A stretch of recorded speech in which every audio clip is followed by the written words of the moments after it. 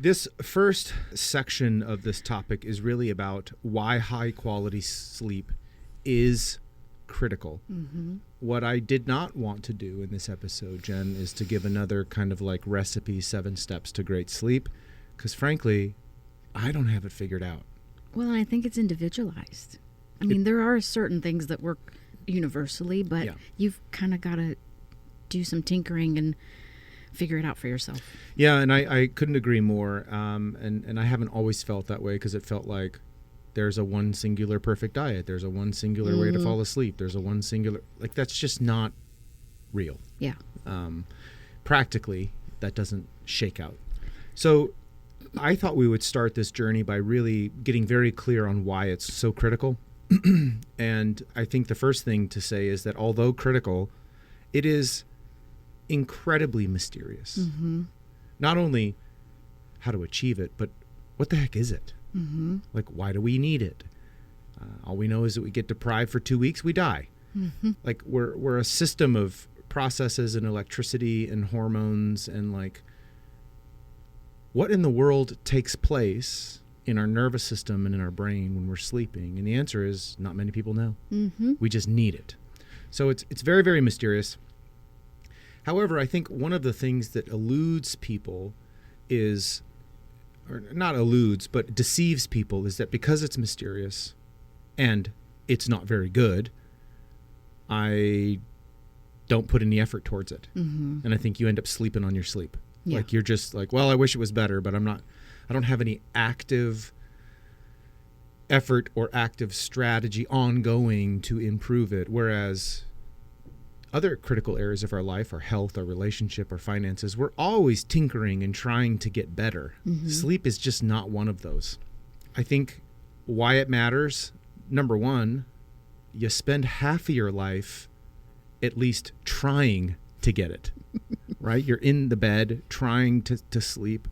And anything that you spend 1/3 or 1/2 of your life doing, it's clearly something that's essential. Yes. And it is a major, it'd be like, I wish my breathing was better, but I just won't pay any attention to it. Something you do your whole life. Like, Yeah. you just would never do that with something else. Talk to me clinically, how you maybe personally experience a suboptimal night of sleep. Mm-hmm. Like, because you're so tuned that a singular non-ideal night can really throw you off. Yeah, and it's not just for one day, it's like a few days in a row. So That you feel it. Yeah. Yeah. Yeah. I mean, you and I both do a really great job assessing sleep with our members. I honestly don't know the last time I've personally been asked about my sleep by a healthcare provider, but it's that important to us to talk about with our members. So for me, if I'm just a zombie, I can't perform well at work, I have a lot of brain fog, just to be that fatigued from a not quality night's sleep will throw me into a tailspin for like 2 or 3 days. You know, and I'm a fun person. I like to go out. I like to do things, but I'm typically in bed by 9:30. Mm-hmm. So anytime, you know, if I'm at a concert or if I'm doing something fun and it's a later night than that, or there's some other variables involved that I don't normally introduce before bed, which we'll talk about later, I'm just a wreck. Yeah, and I'll say that it's noticeable when you have had a singular night of rough sleep. I will also tell you, in knowing you for 6, 7, 8, I don't know how many years I've known you, a long time. I can think of on one hand how many times you've had more than one night of bad sleep. It almost immediately you recover the next day because you're like, not doing that again. I remember when I was going through my nurse practitioner training, and it was, you know, the workload is just intense, and you know, you have to stay up later than usual to get projects done or assignments done, and then you're up early for clinicals, and it's just There is no routine. that 2.5 years was just not great for my sleep, for but my you health. still pulled it off. Yeah, but it was tough. I didn't like it. Talk to us about how you clinically experience a more chronic sleep fatigue from the patients that you take care of. Like, the one night really throws you off, but like, what do you see clinically when you are assessing this variable in your patients? What are the common themes that show up? Well, I think it's interesting. That's a great question. We deal with a lot of high performing individuals, right? Mm-hmm. A lot of entrepreneurs, CEOs, those type of people. I think they just get used to, it's similar to like people that get used to an elevated blood pressure, and then we normalize it and they don't feel great even though it's normal, or an elevated blood sugar, and then we normalize it and they're like, whoa, like I'm feeling these side effects. For sleep, I've dealt with some members of ours that they have learned to function on like 4.5 to 5 hours of sleep.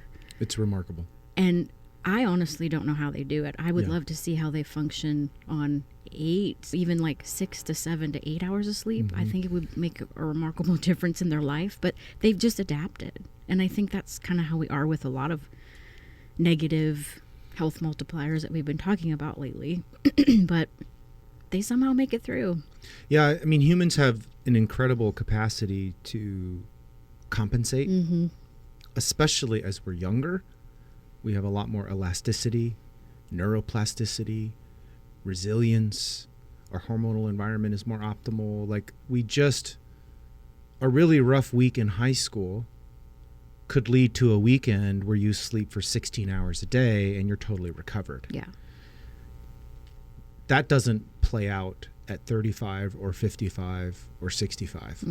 You can't, first of all, you don't have that kind of restore. It's much more elusive. You don't just decide to sleep. Yeah. And you don't end up pulling that off. And even if you were, it wouldn't be enough. I think you really, really bring up a great point that there seems to be kind of this correlation in our practice with the higher productivity one is used to achieving, the more that person will be inclined to overlook how awful they actually feel. Yeah. And if they're talented enough, and this is where it gets a little interesting, because like the more talented and the more underlying kind of capacity to perform, the deeper the sleep deprivation goes and longer it goes, because they're able to rally.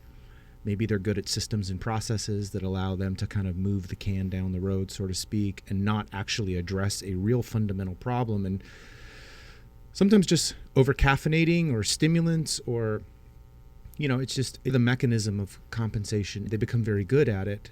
And I think it can become very deceiving when you're auditing how you feel, like, A, how bad do I feel? And B, this whole thing called sleep is improvable. Yeah.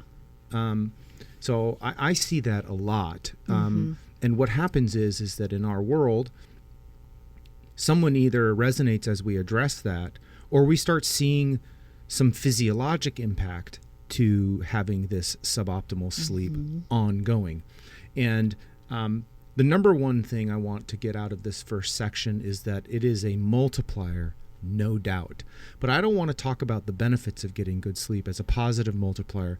I want to position this particular piece of content as a negative multiplier, which you and I have spent tons of time creating content on health multipliers. And this is a health multiplier, but I'm intentionally going to take this as a negative spin. Oh, yeah. That if you don't unlock this, you will receive a negative health multiplier downward, because there are infinite amounts of areas of our life pertaining to health, including emotional well-being and these types of things, that are dramatically impacted from being in a chronic state of sleep deprivation. It's that important.